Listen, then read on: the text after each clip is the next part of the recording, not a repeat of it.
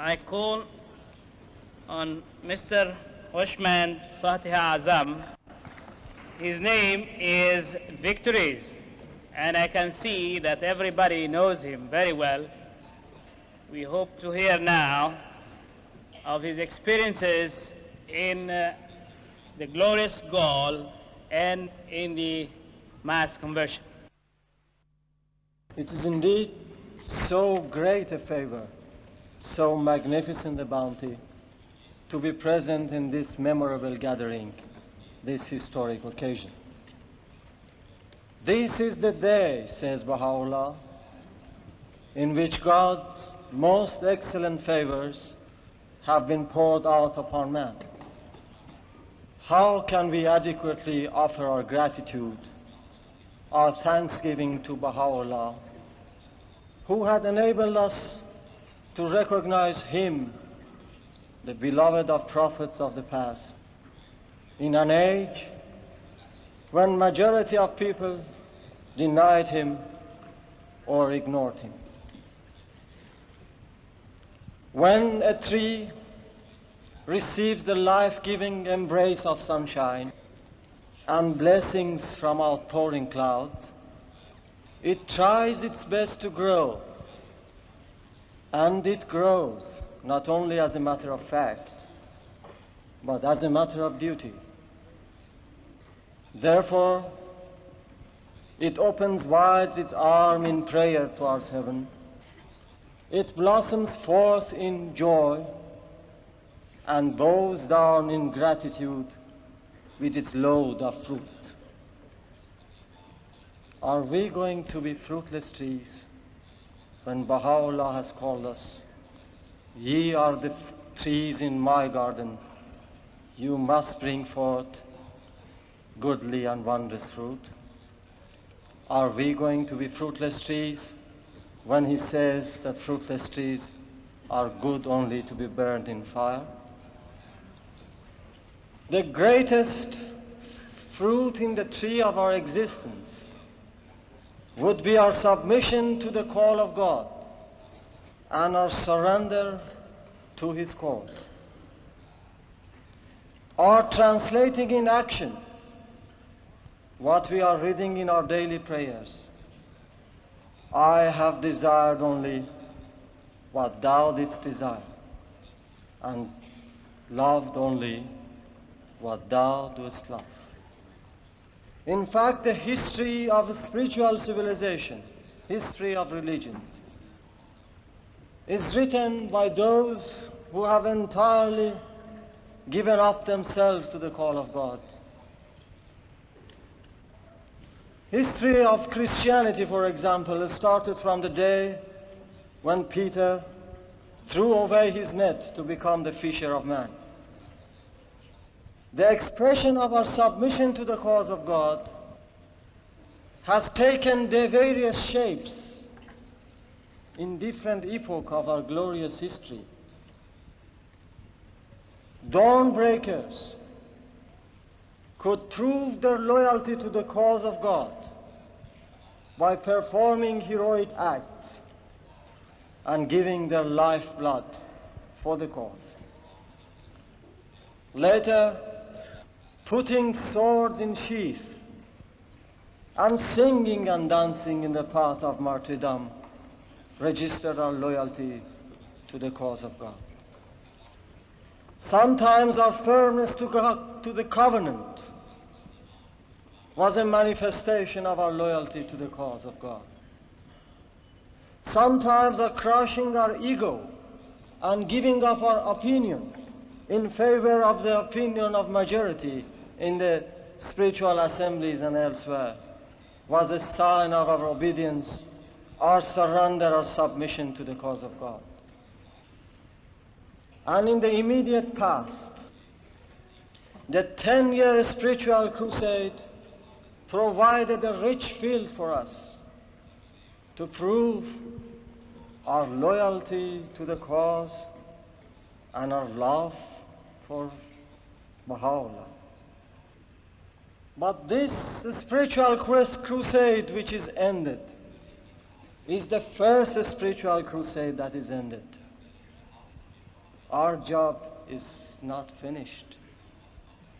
We will value this crusade more when we remember the stages we had to pass till we reached in 1953 in the actual first international campaign for the conquest of the world, the spiritual conquest, I mean.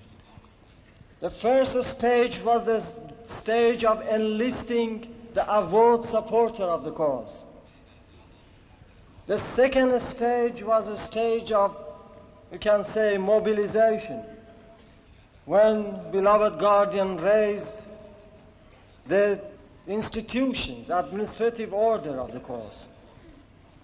When everything was prepared, in 1953, the General of the Army of Life, our beloved guardian, commanded us to start the campaign.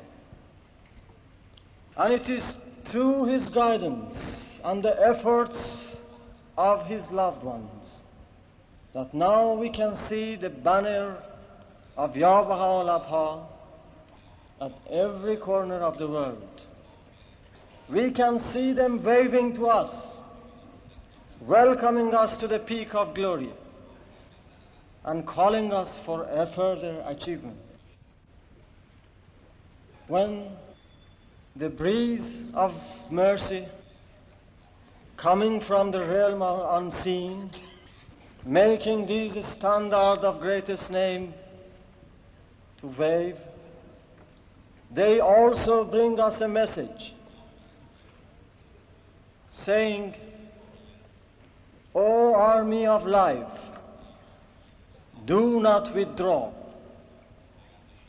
O people of Baha, do not abandon the post which so laboriously have taken. Sometimes when we are conscious of our limitations, our lack of resources, and the mighty task before us, we feel it is a very difficult job. It is almost an impossible task to attempt to conquer the world. We know that Baha'u'llah says that he has established an unerring balance by which everything that man possesses must be weighed.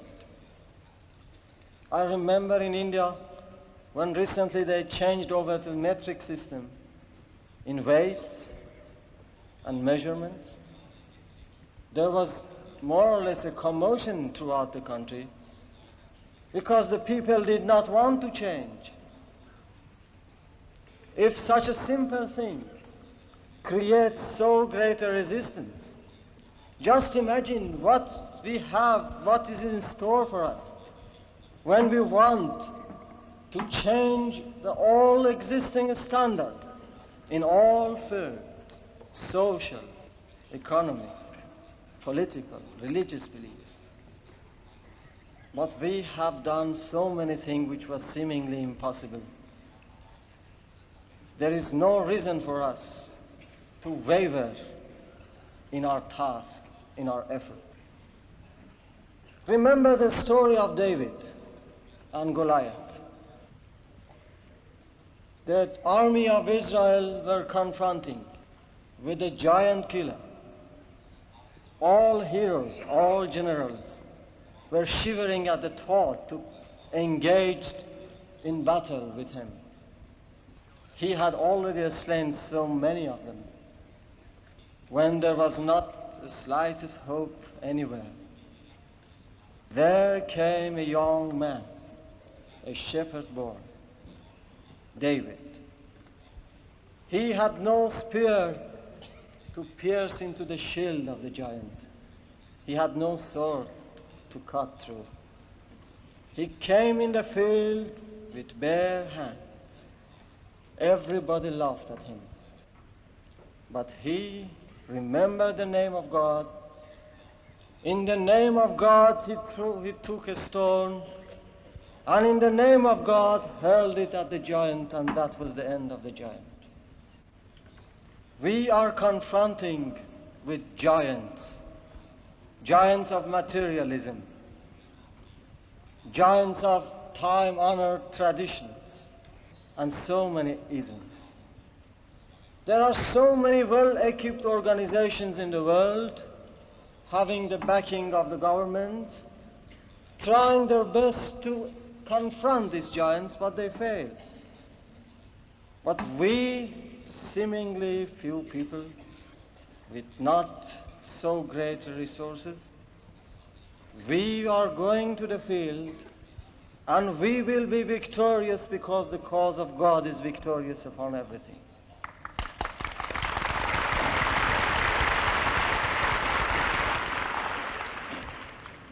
It is true that this civilization of today is deprived of its spirit, and it is at the verge of its collapse. We know that disintegration, the forces of disintegration are at work to finish up this giant. Sometimes we say that there is a calamity or there is a catastrophe or something. When this calamity comes and how it comes, or if at all it comes, we are not directly concerned with it. It is something between the giant and God. Our approach towards reconstruction of the world should not be based on this negative aspect. We are not a lazy spectator to sit in a corner, to wait and see. Our approach is quite different. We should try our best to prevent the world from the impending calamity. And potentially we are empowered to do so. Baha'u'llah, perhaps 60 years ago, in many of his tablets revealed that if Baha'is of the world were up to the mark, and they were doing what they were expected to do, now the whole world would have been Baha'is. And this now means 60 years ago, 80 years ago, when the tablets were revealed. If the situation of the world is as bad as it is today, at least 50% we are responsible. Moreover, we need not to reason that we are successful. Baha'u'llah has promised that his words have got a creative power in them which influence the world. It is through the power of his words that we are going to conquer the world, not through our limited efforts. And also I would like to recall a verse from the most holy book, Kitab Aqdas, when Baha'u'llah has assured us that this is the cause that in which only heroes, only braves can enter. No weak-hearted person, no coward can enter in this cause. And if we remain Baha'is and we are able to face in our daily lives challenges after challenges, we would have the courage to face every difficulty and to conquer the world. And 10-year plan had given us an indication that it is possible. It was rightly said yesterday by our beloved hand of the cause, Dr. Muhajir, that there were very few people in various countries engaged in actual service, and they produced so great victories. How many of Baha'is of the world are directly associated with the execution of the 10-year plan? Count them. You will be surprised. A couple of hundred or a few hundred. These few hundreds only have brought us to the stage that we can feel the glory of God in this hall.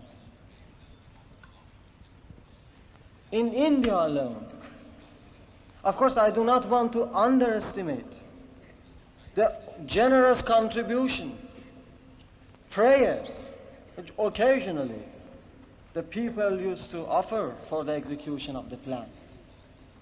if we are successful because the entire Baha'i world have helped us to do. But what I mean is the actual job was done by comparatively very few persons. In India, there are 10 to 20 persons who are going day and night in the fields and crying out the glad tidings of God. There are people who go at weekends. There are so many people who are going in various times. But those who are really infusing the spirit and conquering the hearts are very few. We are 6,000 people in this hall. My God, we are really 6,000. It horrifies me. We can be very dangerous. We are 6,000 if we do not rise to give the message to a world which is waiting for us. We have not performed our duty. It is said yesterday again that many people, not one time, two times, hundreds times, they tell us, blame us. And if we leave them alone, they will curse us. They say, you have 100 years this message with you and you are bringing it only now to us. Why you have brought this message so late, they say. When we go in presence of Baha'u'llah, he will put the same question to us, saying that my faith was my trust with you for the whole world. What have you done with my trust? What would be our answer then? Friends, when we go to the masses, we are not making them Baha'is. We are discovering Baha'is among them. They are all ready. There is a young Raja of a small state.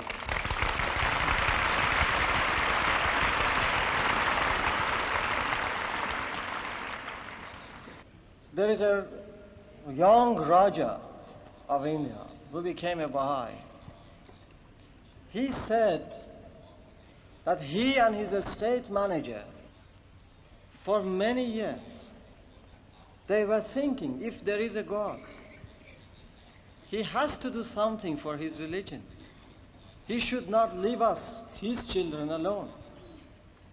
He said, we were waiting, we were searching, we are going here and there, but we failed to find anything. And we made a convention between ourselves that up to a certain time, if we did not hear anything about a new religion which suits of mankind, we will start the religion ourselves. It shows how the people are expecting us to go and give them the message.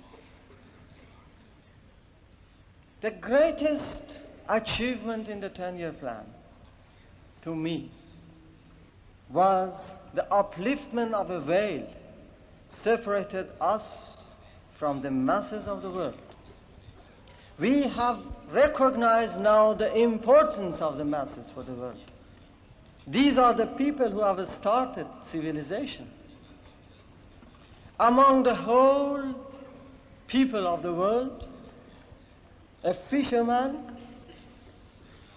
was chosen by Jesus Christ to be the foundation of his church. He said to the Peter that you are a rock upon which I build my church. What is the characteristic of a rock? It is certainly different with a very elaborate carved marble. It is unshaped, it is humble, but it is firm. The masses of the world are.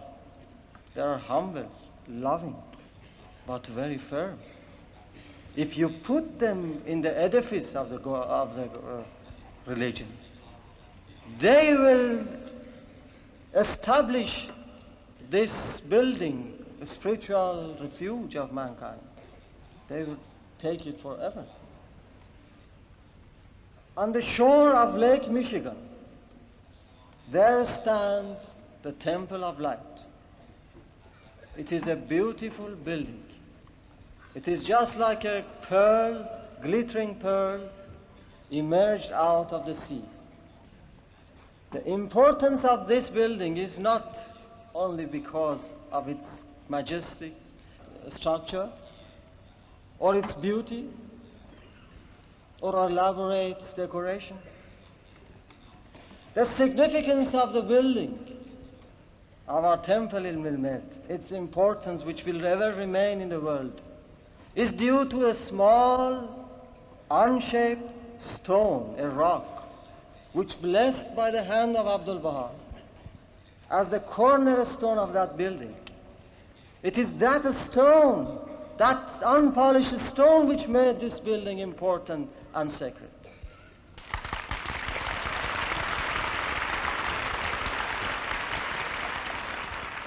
This is a symbol for all of us who are working with the masses. It is upon them that we are going to build the temple of mankind, the temple of unity. It is upon them that we are going to bring about the Baha'i civilization. Already, in the few years that we have experienced with them, we have seen that they have already taken the palm of victory from us, all their believers. We should acknowledge that whatever victories is achieved in Africa, in Asia, or in America, is due to the services, to the devotion, to the sincerity of the people themselves who first accepted the cause. We were only an instrument to give the faith to one or two persons.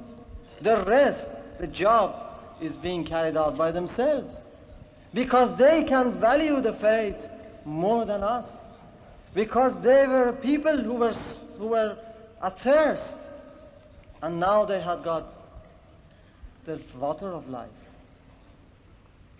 I wish I had time to give some instances. I recall at this moment a beautiful soul, an old man, belonging to a community which once upon a time called untouchables in India. Though the caste system is abolished by law, it is not abolished in practice.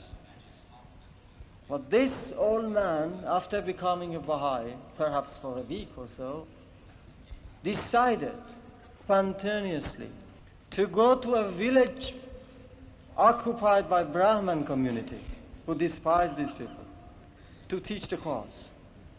He went.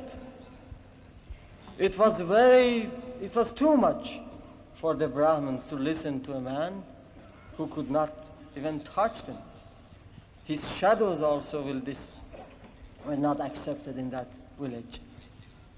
So on the first day, they jeered at him, cursed him, and actually he was beaten by them very hardly.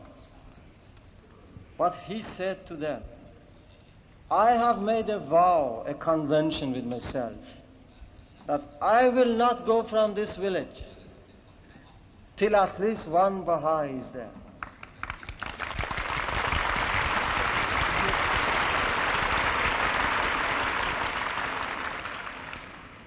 He sat under a tree and waited, preached the cause.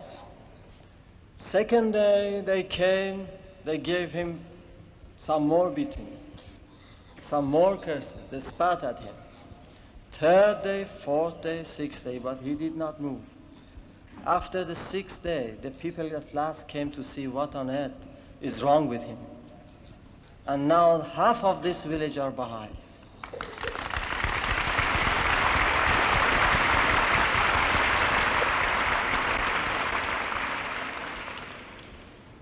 If we were not going to them, there are so many untold stories. The stories we are coming across accidentally. They do not write to us. They do not take any assumption on themselves. They are so sincere and humble. Even they do not notice that they should report these things which are really gladdening our hearts. We have teachers who cannot walk. They're limping, they are lame. But they say in conferences that we will go on foot. Which foot? The foot which is really is not foot, it is half foot. They're going on the toe.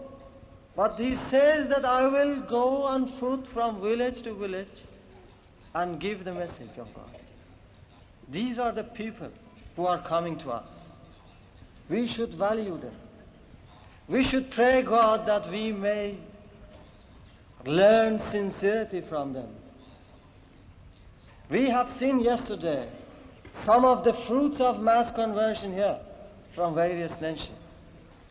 I think this is the most colorful, most beautiful bouquet we can offer to the memory of our beloved guardian.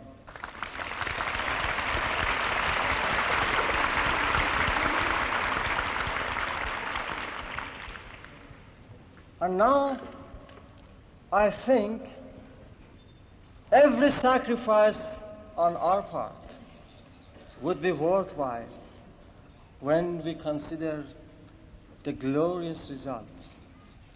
It is not difficult for us now, after seeing so many victories, to sacrifice ourselves.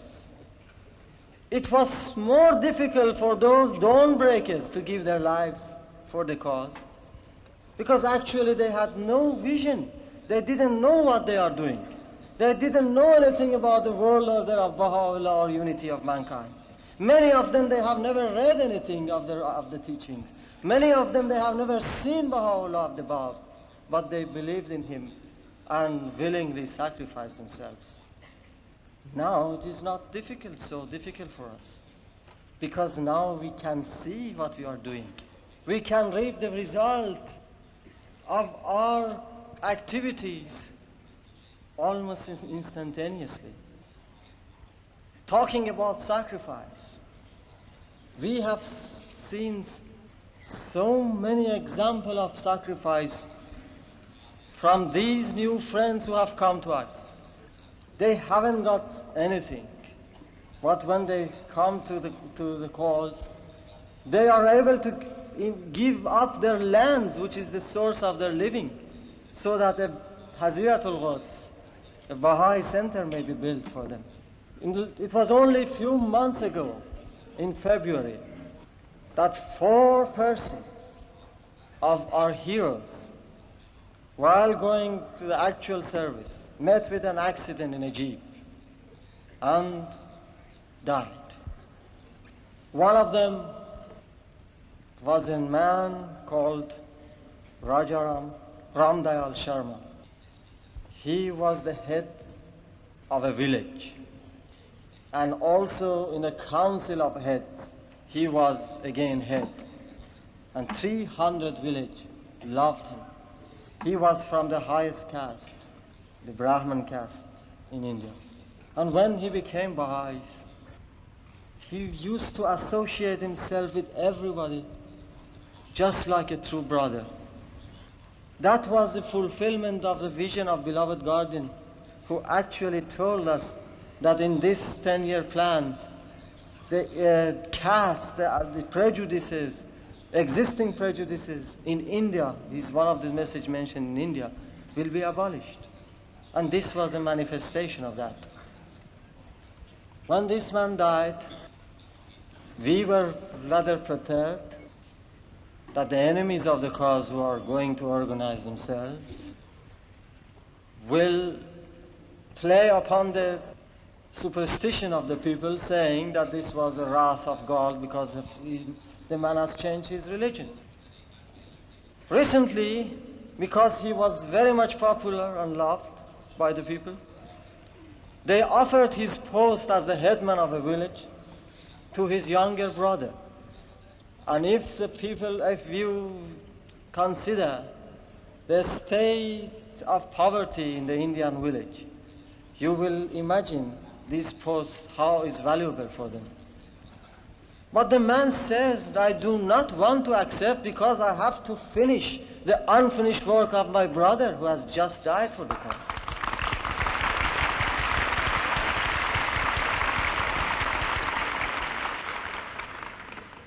When we were disposing of the body of another hero in the same jeep to his aged father, he used to console us. We could not control ourselves. But he was consoling us that he has given his life, his only son, given his life for the cause of God. And he beseeched Baha'is, now my son has gone, but you do not forget us. Come again to my village. And now when we wanted to go to the same village to build a monument for him, they say, why you are wasting your money on monument? You spend this money in a Haziratul Ghud so that we can gather and pray for the departed soul.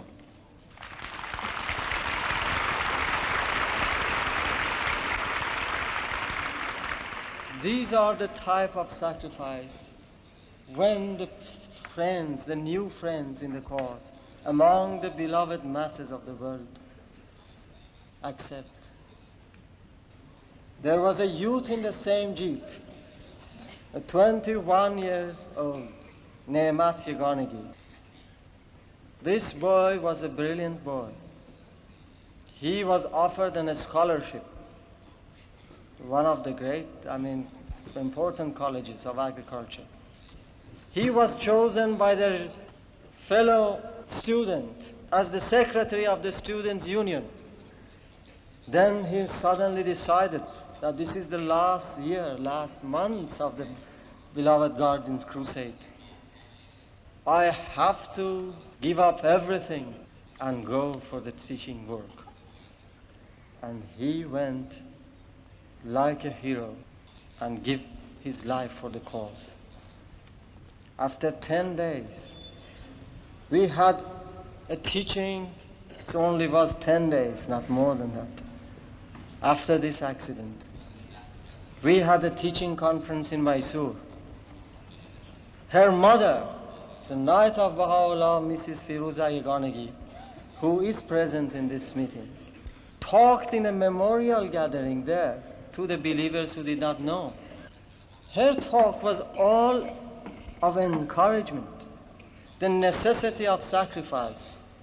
She spoke for about half an hour, and nobody in the audience knew that it was her son that has given his life.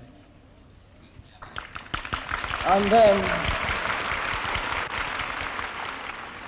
in a meeting with the NSA, she said that my two other sons are quarreling among themselves because both want to go and take the place of their departed brother.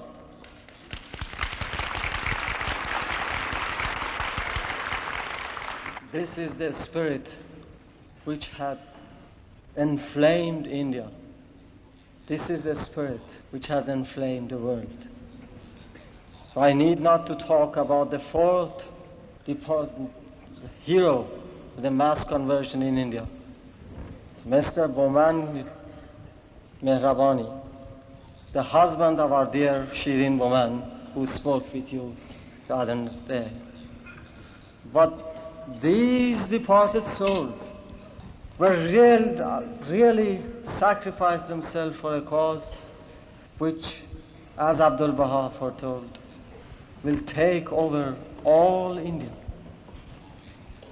This is the way these new believers and all believers in the field of mass conversion work for the cause.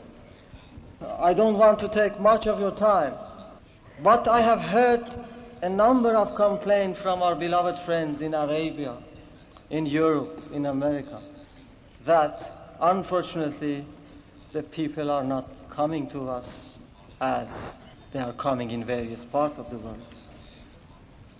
I say to them that we have waited 80 long years in India. And what we are achieving today, it is not the production of one generation or two generations.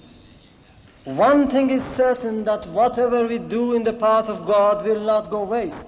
When Baha'u'llah says that when you in privacy of your chamber, You pray, and the scattering angels will take these prayers, and everlastingly these prayers will have influence in the heart. How can then we conclude that our sincere effort and sincere services in the path of God will ever go waste? The cause of God, like God Himself, is beyond the fetters of time and space. Whatever we do, it will remain. We throw seeds somewhere. We may transfer from that place. We cannot see what would happen. Apparently that seed is a wastage for us, but the seeds will grow. And we will, when we also are free from the fetter of time and space, and we will go in presence of Baha'u'llah, we will enjoy every minute of what we have done in the past. Our job is to give the message. Our responsibility remains there. As soon as we give the message, the people are responsible to accept it or reject it. It was really quite an experience that we have come to know how important is our continuous service to the cause of God, regardless of the apparent result or apparent immediate results. Now, friends, it makes all the difference for the world the way we are going to step out of this hall today. When these gates are open, they take us to the first days of the second century of declaration of Baha'u'llah. A century whose culmination, whose climax, was the 10-year plan. A plan which has established a base for us in a higher level. They say when they want to conquer the moon, they require a platform, a base in the higher space. When we reach to that platform and look back, we will see beautiful horizons blazing with colors, violet, pink, orange, and black. But that platform out there is not for us to go and enjoy the view. It is for our further flight. Such a platform has been established by beloved guardian in the 10-year plan. When we look back, we will see colorful, beautiful history. We will enjoy every minute of it. But this is not the place for enjoyment only. We have to take our flight further.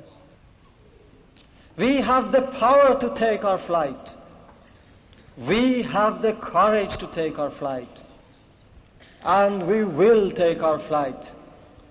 The moon of destiny is shining before us with all its splendor, all its glory.